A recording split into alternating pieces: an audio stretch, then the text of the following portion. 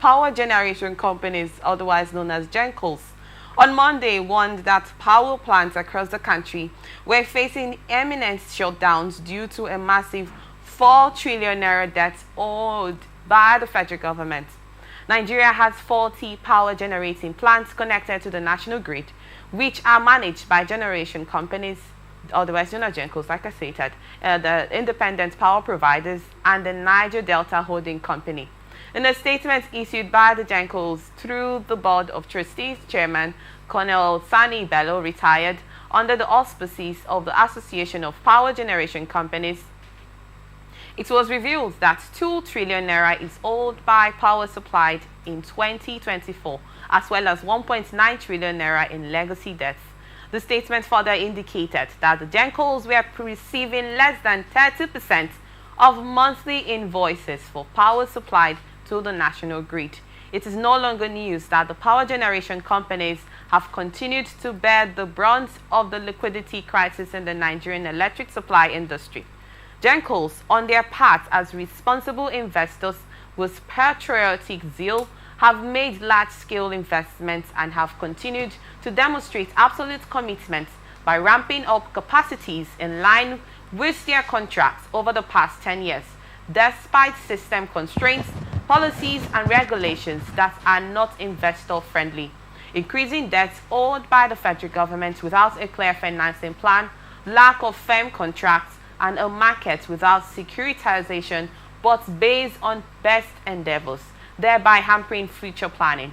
In light of the severity of the issues highlighted above, the GENCOs are requesting that immediate and expedited action be taken to prevent national security challenges that may result from the failure of the GENCOs to sustain steady electricity generation for Nigerians.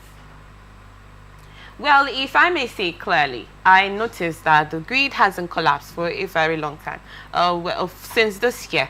Well, it should be a commendable one to Adelabu, the Minister of Power. Although last year we can count how many times that the grid collapsed in that instance.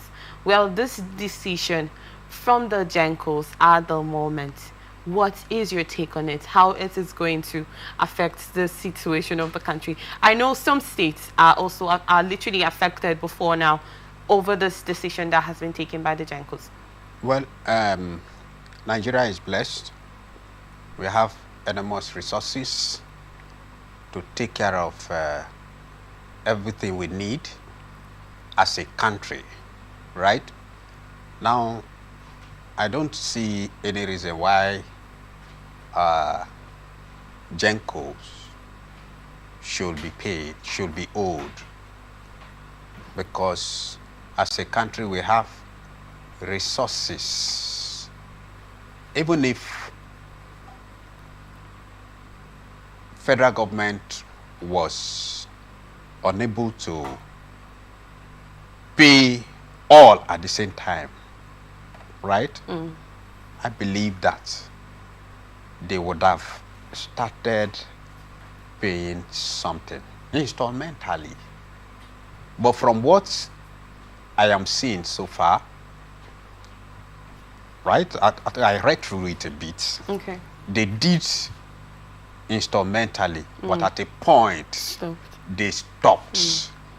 They deliberately stopped. And maybe they want to see their reaction. Now, if they go ahead with what they want to do, it is likely going to affect the average masses, the business men and women, right? GENCO, right, is the generation aspect of it, is not transmission. True. Right? If they decide to go on with what they are doing, then that businessman, that average businessman or woman that deals on pure water, will suffer for it, because she will not have what will, cool the pure water that maybe she will be selling. If you have to go to Not the just common that. man, how about the business centers? No, the that cyber is what the common man is. I just wanted to paint, you know, that scenario.